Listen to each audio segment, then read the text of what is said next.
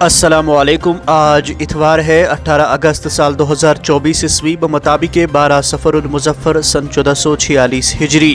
پیش ہے مقامی اخبارات سے لی ہوئی آج کی سرخیاں۔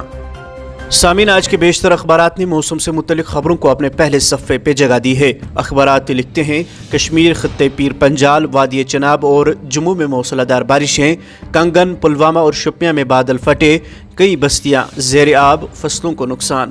20 اگست تک صبح اور شام بارشوں کے مختصر مرحلوں کا امکان۔ قومی شاہراہ پر 2 گھنٹے تک ٹریفک معطل۔ جموں و کشمیر پولیس کے خصوصی ڈی جی نلین پربھات کشمیر وارد، فوج کے شمالی کمان کے سربراہ کے ساتھ میٹنگ۔ سیکورٹی فورسز کے درمیان بہتر ہم آہنگی اور حفاظتی اقدامات پر تبادلہ خیال۔ شمالی کمان کے کمانڈر کا دورہ شمالی اور جنوبی کشمیر، سیکورٹی منظرنامے کا جائزہ لیا، فوج کو سرحدوں پر چوکس رہنے کی تلقین۔ سیاسی پارٹیاں انتخابی منشور تیار کرنے میں جٹ گئے۔ جموں و کشمیر میں 10 سال بعد اسمبلی انتخابات، این سی، بھاجپا اور پی ڈی پی کا آئندہ کچھ دنوں میں منشور جاری کرنے کا اعلان۔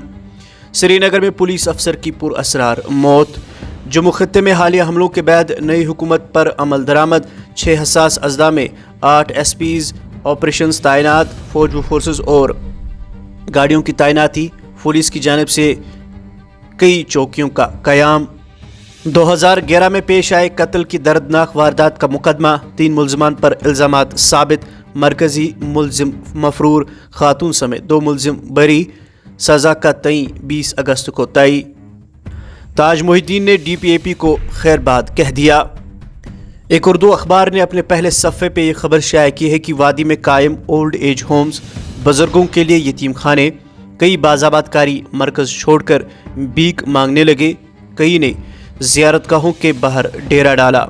3 سال کا طویل عرصہ گزر گیا، روزانہ فی کس 70 روپے دینے کا سرکاری وعدہ وفا نہ ہو سکا۔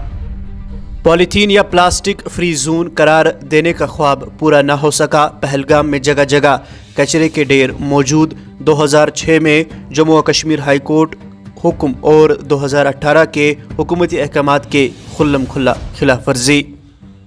اسمبلی انتخابات کے اعلان کے ساتھ ہی سیاسی وفاداریاں بدلنے لگی، نئے چہرے بھی آزمانے کے لیے بے قرار۔ 2 روز کے دوران متعدد سیاسی لیڈران نے پارٹیاں چھوڑ دی، کئی نے محاذ کھولے۔ جموں و کشمیر میں سیاسی ہیٹ ویو کا اثر۔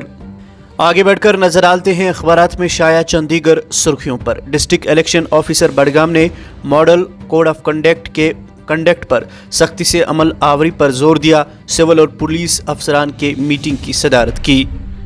پکھرپورہ میں پوشاک بندی کی روح پروار مجالس منعقد، لوگوں کی ایک بڑی تعداد نے شرکت کی، خصوصی دعاؤں کا اہتمام۔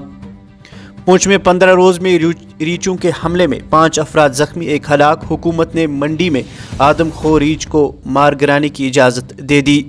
پہاڑی علاقوں میں آبی پناہ گاہیں، صحت افزا مقامات کوڑے دانوں میں تبدیل۔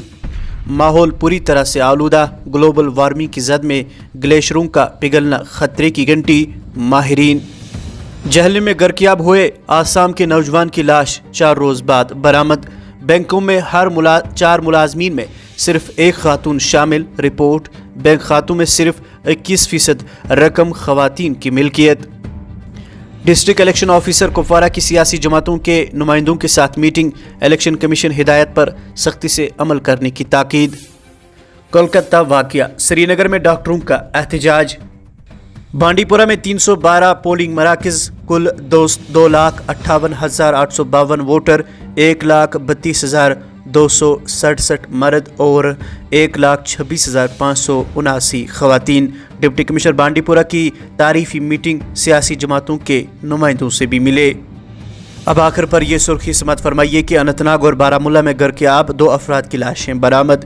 یہ تھی مقامی اخبارات سے لی ہوئی آج کی سرخیاں۔ مزید خبروں اور اپڈیٹس کے لیے آپ بنے رہیے ہمارے ساتھ۔ کل صبح ہوگی ملاقات، تب تک دیجیے اجازت۔